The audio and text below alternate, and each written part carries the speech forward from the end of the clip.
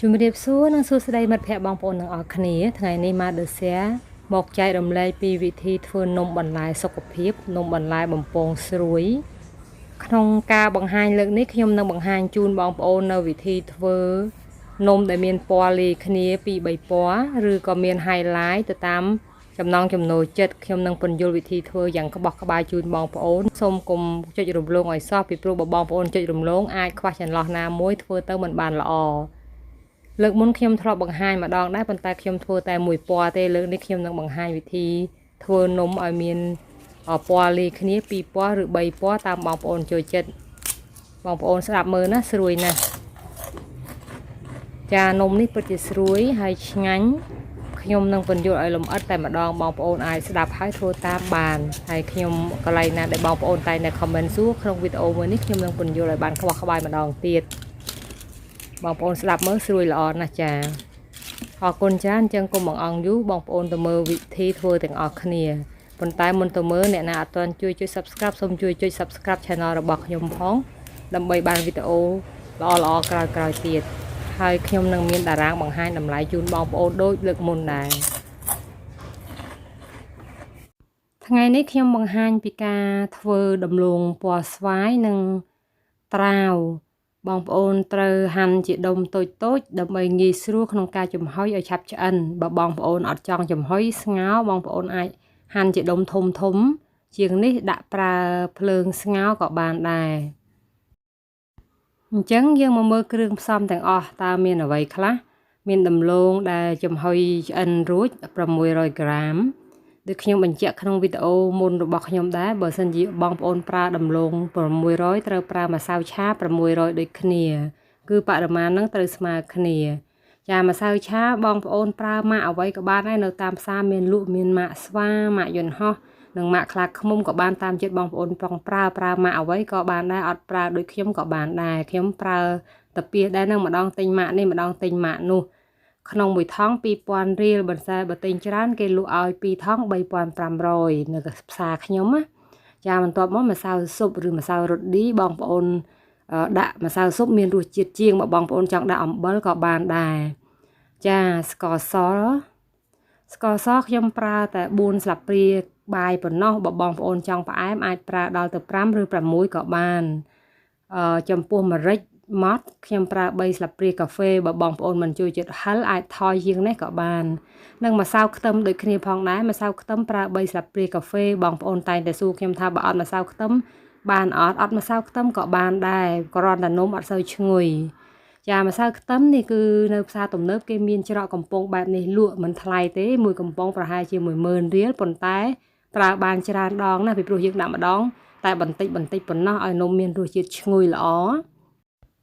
ហើយម្សៅខ្ទឹមពេលយើងទិញយកមកប្រើយើងប្រើរួចត្រូវខ្យល់ម្សៅខ្ទឹមរៀងរឹងបងប្អូនអាចដួសដាក់ក្នុងចានហើយប្រើទឹកបន្តិចលាយដើម្បីឲ្យម្សៅខ្ទឹមរលាយងាយស្រួលក្នុងការយើងលាយជាមួយម្សៅបន្ទាប់មកយើងប្រើទឹកស្អាតចំនួន300ក្រាមផងដែរសម្រាប់លាយម្សៅ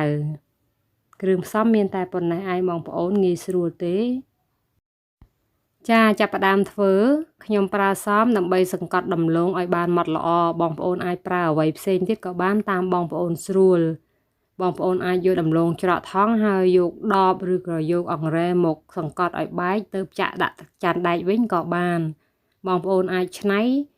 ធ្វើបែបម៉េចក៏បានឲ្យតែបងប្អូនស្រួលបន្ទាប់ពីសង្កត់ដំឡូងម៉ត់ល្អហើយចាប់ផ្ដើមលាយគ្រឿងផ្សំទាំងអស់ចូលគ្នាដាក់អ្វីមុនក្រោយក៏បានដែរម្សៅខ្ទឹមដូចខ្ញុំបង្ហាញអញ្ចឹងបងប្អូនអាចលាយទឹកបន្តិចដើម្បីឲ្យម្សៅខ្ទឹមរលាយងាយស្រួលក្នុងការលាយឲ្យចូលគ្នាជាមួយនឹងដំឡូងបន្ទាប់មកម្សៅរ៉ូឌីស្ករសម្រេចដូចខ្ញុំបានជម្រាបម្រេចបើបងប្អូនខ្លាចហឹរបងប្អូនមិនបាច់ដាក់ក៏បានឬដាក់តិចជាងខ្ញុំនឹងទឹកស្អាតបងប្អូនកុំចាក់ទឹកទាំងអស់ម្ដងពីព្រោះបងប្អូនត្រូវចាក់បន្តិចពាក់កណ្ដាលអីសិនបានងាយស្រួលក្នុងការយើងលាយមើលម្សៅបើសិនជាចាក់ទាំងអស់អាចធ្វើឲ្យនំយើងជ្រាយដែរពីព្រោះពេលខ្លះវាអាស្រ័យទៅលើដំឡូងដែលយើងចំហុយហ្នឹងតើនៅមានជាតិទឹកច្រើនឬក៏អត់ឬក៏អាស្រ័យទៅលើម្សៅបើសិនជាម្សៅយើងមានសំណើមបងប្អូនដាក់ទឹកច្រើនពេកធ្វើឲ្យម្សៅយើងជ្រាយអញ្ចឹងបងប្អូនអាចដាក់ទឹក ពាក់កណ្ដាលអីសិនហើយលាយមើលសិនបើសិនជាឃើញម្សៅរឹងទើបថែមទឹកទៀតជាការល្អកុំអាលតាន់ដាក់ទាំងអស់ពីព្រោះដាក់ទាំងអស់ធ្វើឲ្យនំជ្រាយយើងពិបាកកែរួចព្យាយាមលាយទាំងអស់ហ្នឹងឲ្យសព្វចូលគ្នាល្អហើយចាក់ម្សៅឆាចូលដូចខ្ញុំជម្រាបចឹងម្សៅឆាបងប្អូនប្រើម៉ាកអ្វីផ្សេងក៏បានអត់ដូចខ្ញុំក៏បាននៅតាមផ្សារមានលក់ច្រើនម៉ាកណាស់ហើយលាងដៃឲ្យស្អាតចាប់ផ្ដើមលាយគ្រឿងផ្សំទាំងអស់ឲ្យចូលគ្នាល្អដំបូងរៀងស្អិតបន្តិចបន្ទាប់ពីម្សៅនិងដំឡូងលាយចូលគ្នាល្អហើយគឺលែងជាប់ដៃលែងស្អិតដៃហើយលែងជាប់ចានដៃទៀតហើយបងប្អូនព្យាយាមច្របាច់លាយឲ្យបានសព្វចូលគ្នាល្អគ្រឿងផ្សំដែលខ្ញុំបង្ហាញក្នុងបរិមាណទាំងអស់នេះធ្វើឲ្យនំយើងមានរសជាតិផ្អែមឡែមហើយនិងប្រៃឡែមបើបងប្អូនណាចូលចិត្តប្រៃខ្លាំងឬក៏ចូលចិត្តផ្អែមខ្លាំងអាចថែមបរិមាណទាំងអស់នោះបានអាចថែមម្សៅរ៉ូឌីឬក៏ថែមស្ករទៀតក៏បានអញ្ចឹងសូមអនុញ្ញាតលាយម្សៅបន្តទៀតសិននៅពេលដែលលាយហើយឃើញម្សៅនៅរឹងបែបនេះគឺថាប្រហែលជាម្សៅរឹងហើយបងប្អូនអាចចាក់ទឹកថែមបន្តិចម្ដងទៀតហើយលាយមើលម្ដងទៀតបើសិនជាល្មមហើយមិនបាច់ថែមទឹកទៀតទេបើសិនជាស្ទើរបងប្អូនអាចថែមទឹកម្ដងបន្តិចរួចលាយមើលម្ដងទៀតខ្ញុំសូមបញ្ជាក់ជូនក្រោយពីការលាយម្សៅជាមួយនឹងដំឡូងពណ៌ស្វាយនេះហើយខ្ញុំនឹងមានការបង្ហាញពីវិធីបើសិនជាបងប្អូនប្រើទឹកជ្រុលធ្វើឲ្យម្សៅជ្រាយតើបងប្អូនគួរកែឆ្នៃដោយវិធីណាខ្ញុំនឹងមានការបង្ហាញជូនបងប្អូនផងដែរក្រោយពីលាយម្សៅជាមួយនឹងដំឡូងពណ៌ស្វាយរួចចានេះការលាយម្សៅនេះគឺ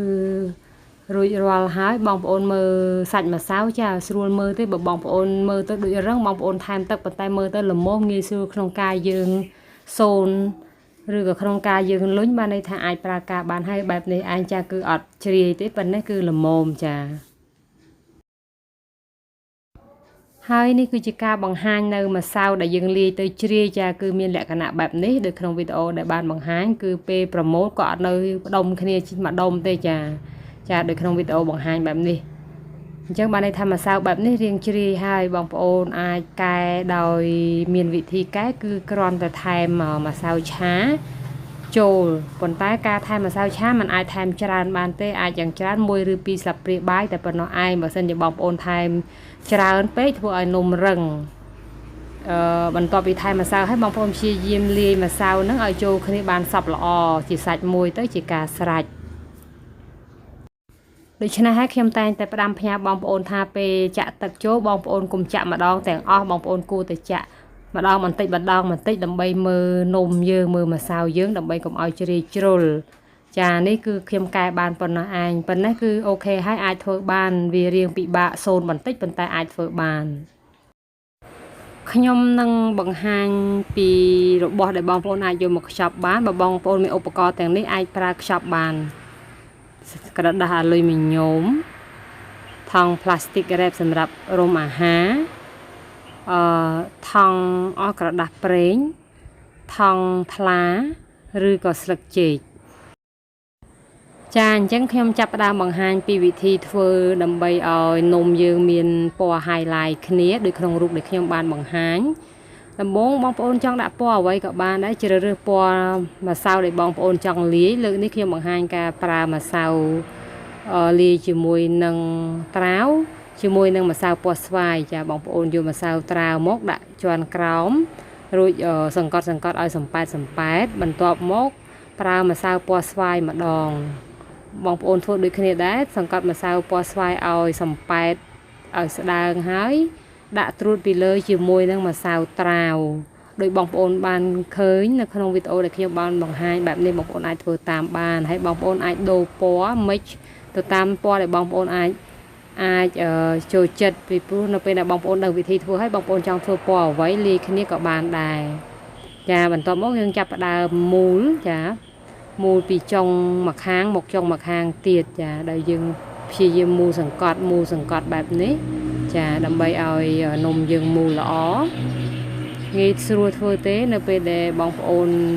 ឃើញខ្ញុំបង្ហាញបែបនេះហើយបងប្អូនអាចធ្វើតាមបានហើយនឹងខ្ញុំនៅបង្ហាញធ្វើ ម៉ូតផ្សេងមួយចំនួនទៀតជូនបងប្អូនមើលហើយនៅក្រៅคลิปខ្ញុំនឹងបំពងឲ្យបងប្អូនឃើញថានៅពេលណាដែលយើងលាយពណ៌នេះជាមួយនឹងពណ៌នេះតើបំពងចេញមកមានរូបរាងបែបម៉េចចានៅពេលណាដែលយើងនេះខាងក្រោយវាអត់សូវ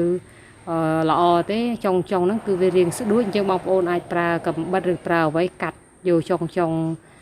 នំយកទុកសម្រាប់លាយម្ដងទៀតក៏បានដែរអត់មិនបាច់បោះចោលទេគឺអាចលាយបានរួចយើងគួចថង់ទាំងសងខាងដើម្បីកុំឲ្យម្សៅពេលយើងចំហុយគាត់ហៀចេញមកក្រៅចាហើយព្យាយាមលុញបន្តិចឲ្យគាត់មានរាងមូលល្អចាងាយស្រួលធ្វើទេតែប៉ុណ្្នឹងឯងជាការស្រេចហើយចានេះខ្ញុំបង្ហាញការធ្វើមួយម៉ូតទៀតដែលយើងប្រើពណ៌ស្វាយនៅខាងក្រៅម្ដងវិធីធ្វើគឺដូចគ្នាទេនឹងបង្ហាញការខ្ចប់ដោយប្រើក្រដាសអាលុយមីញ៉ូមបងប្អូនចង់ដាក់បានពណ៌អីដាក់ពណ៌នឹងនៅខាងក្រៅរួចបងប្អូនសង្កត់ព្យាយាមសង្កត់ឬបងប្អូនមានអីលុញក៏បានខ្ញុំអត់លុញទេយើងសង្កត់ហើយបងប្អូនដាក់ពណ៌មួយជាន់ទៀតតាមបងប្អូនចង់ម៉េចចាបងប្អូនអាចប្រើពណ៌លឿងដែលចេញពីដំឡូងពណ៌លឿងក៏បានពណ៌លឿងដែលធ្វើពីល្ពៅក៏បានរួច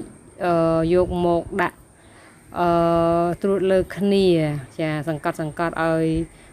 នំហ្នឹងមានទំហំស្ទើរតែប៉ុនគ្នាប៉ុន្តែมันបាច់ពិបាកទេបើសិនជាមិនប៉ុនគ្នាក៏យើងអាចច្នៃបានដែរឧទាហរណ៍ដូចក្នុងរូបបើសិនជាកន្លែងហ្នឹងអត់ពេញទេអត់ពេញផ្ទៃនំទេបងប្អូនអាចជំនួសចាយកម្សៅពណ៌សហ្នឹងដែលបងប្អូនដាក់ហ្នឹងមកបិទជំនួសបានអត់មានអីពិបាកទេចាមកជំនួសកន្លែងណាដែលបងប្អូនចង់ឲ្យពេញទាំងអស់បងប្អូនយកម្សៅមកបិទជំនួសមកចាដូចខ្ញុំបង្ហាញក្នុងវីដេអូនេះហើយសង្កត់ទៅបន្ទាប់មកយើងចាប់ផ្ដើមមូលចាមូលឲ្យចិត្តចាវិធីធ្វើគឺដូចតែជាមួយនឹងថង់ផ្លាស្ទិកដូចគ្នាដែរហើយខ្ញុំនឹងមានវិធីធ្វើផ្សេងទៀតដែរខ្ញុំបង្ហាញជូនដោយលឿនខ្ញុំមិនសូមអត្ថាធិប្បាយទេបងប្អូនអាចមើលទៅគ្រាន់ជាគំនិតជូនបងប្អូនថាបើបងប្អូនចង់មិចពណ៌នេះនិងពណ៌នេះតើចេញមករូបរាងនំបែបម៉េចខ្ញុំមានរូបភាពខ្លះបង្ហាញជូនបងប្អូនផងដែរ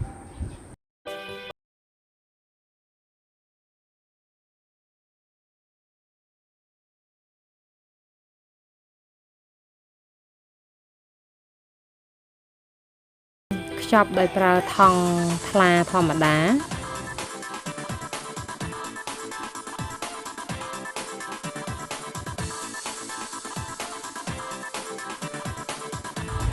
នេះជាការបង្ហាញដោយការ highlight នំពីរពណ៌ដោយវិធីមួយផ្សេងទៀត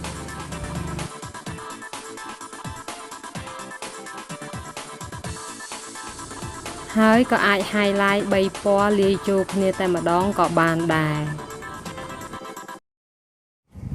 នំខ្ចប់រួចហើយយើងយកទៅចំហុយដំបូងបងប្អូនត្រូវដាក់ទឹកដាំឲ្យពុះល្អសិនរួចបន្ថយភ្លើងមកភ្លើងរាងមធ្យមទ្រង់រាងខ្សោយបន្តិចក៏បានដែររួចដាក់នំចំហុយប្រហែលជា30ទៅ45នាទីវាអាស្រ័យលើទំហំនំតូចឬធំចានេះគឺជានំដែលយើងចំហុយរួចហើយឆ្អិនល្អពេលបងប្អូនស្ទាបទៅគឺ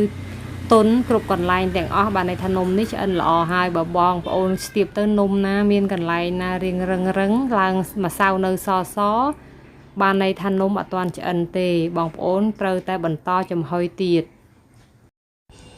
បន្ទាប់ពីចំហុយនំរួចបងប្អូនត្រូវទុកនំឲ្យត្រជាក់ល្អសិនទើបយកទៅដាក់ក្នុងទូទឹកកក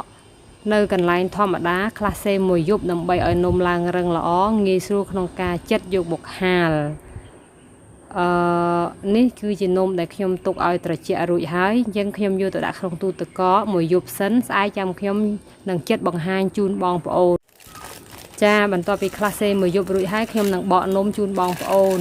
នេះគឺជាការខ្ញុំវិចខ្ចប់ដោយថង់អាលុយមីញ៉ូមឃើញរាងពិបាកបកបន្តិចរាងជាប់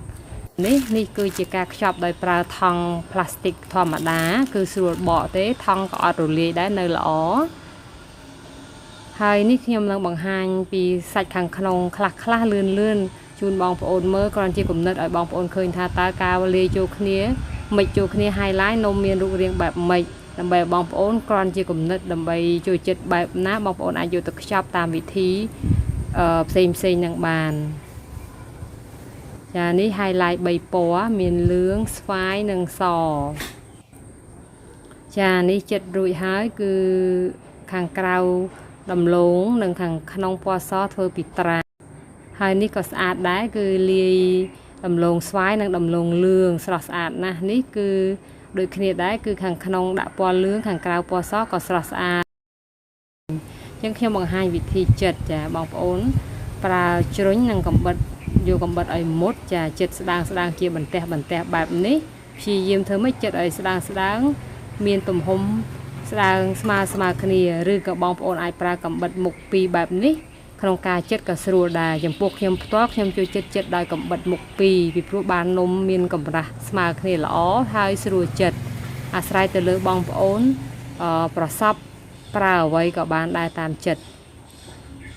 ចាបន្ទាប់ពីចិតបានស្ដើងល្អរួចហើយយើងចាប់ផ្ដើមយកនំទាំងអស់នោះទៅរៀបដាក់ថាសឬក៏កញ្ច្រែងដើម្បីហាលឲ្យនំស្ងួតល្អចាបងប្អូនព្យាយាមហាលម្ដងមួយចំណិតដើម្បីឲ្យត្រូវថ្ងៃល្អងាយស្រួលនឹងនំឆាប់ស្ងួតឆាប់ក្រៀមល្អខ្ញុំហាលម្ដងតម្រៀបគ្នាមួយចំណិតរួចយកទៅហាលបើសិនជាថ្ងៃល្អយើងហាលរយៈពេលតែមួយថ្ងៃទេគឺស្ងួតល្អហើយអាចយកទុកបានហើយបើសិនជាមេឃអត់សូវមានថ្ងៃបងប្អូនអាចហាល2ថ្ងៃឬ3ថ្ងៃក៏បានបន្ទាប់ពីហាលស្ងួតល្អហើយបងប្អូនអាចច្រកថង់ទុកឬច្រកប្រអប់ឬកំប៉ុងទុកបានរាប់ខែបានយូរណាស់ខ្ញុំនឹងបំពងនំជូនបងប្អូនត្រូវដាក់ប្រេងនៅក្នុងខ្ទះឲ្យរាងច្រើនបន្តិចរួចបើកភ្លើងឲ្យប្រេងក្តៅល្អទើបយើងបន្ថយភ្លើងមកត្រឹមភ្លើងមធ្យមវិញទើបដាក់នំចូលបន្ទាប់ពីដាក់នំចូលបងប្អូនឃើញនំឡើងប៉ោងភ្លាមបងប្អូនប្រើចង្កឹះឬប្រើវែកកូរនំឲ្យសព្វខ្លាញ់ល្អសិនបន្ទាប់ពីរីកល្អហើយបងប្អូនប្រញាប់ដួសនំឡើងបើមិនដូច្នោះទេនឹងអាចធ្វើឲ្យនំយើងខ្លោចបានយើងបំពងរយៈពេលតែមួយផ្លែតទេគឺមិនយូរទេប៉ុន្តែបងប្អូនត្រូវសង្កេតឃើញដែរបើសិនជាវែកបងប្អូនតូចបងប្អូនពិបាកដួសបងប្អូនគួរតែដាក់នំបន្តិចបានហើយកុំដាក់ច្រើនបើសិនជាបងប្អូនដាក់ច្រើនក្រដួសឡើងដួសអត់តាន់ធ្វើឲ្យនំយើងខ្លោចបានខ្ញុំនេះរៀងដាក់នំច្រើនជ្រុលបន្តិចចាចំពោះនំបន្លែសុខភាពនេះគឺស្រួលធ្វើទេវិធីធ្វើគឺងាយស្រួលប៉ុន្តែគ្រាន់តែចំណាយពេលបន្តិចបើបងប្អូនណាមើលវីដេអូនេះហើយខ្ញុំជឿថាបងប្អូននឹងអាចធ្វើតាមបានហើយបើបងប្អូនណាចង់ពិសាប៉ុន្តែអត់មានពេលធ្វើអាចទំនាក់ទំនងមកកាន់เพจរបស់នាងខ្ញុំឬតាមទូរស័ព្ទដែលបានដាក់ជូនខ្ញុំមានធ្វើលក់ផងដែរខ្ញុំទទួលផ្ញើជូនបងប្អូន24ខេត្តក្រុងបងប្អូនណាចង់ពិសាអាចតាក់ទងមកបានអញ្ចឹងសូមអនុញ្ញាតភ្លក់ជូនបងប្អូនហើយបងប្អូនចាំស្ដាប់ថាតើនំស្រួយប៉ុន្មានគឺស្រួយល្អណាស់ចានំស្រួយដាក់បំពងឡើងស្រួយល្អនំមានរសជាតិឆ្ងាញ់ញ៉ាំទៅជក់មាត់ជក់ចិត្តតែម្ដងបងប្អូនអាចធ្វើតាមបានខ្ញុំធានាថាមើលវីដេអូរបស់ខ្ញុំហើយបងប្អូនអាចធ្វើតាមបាន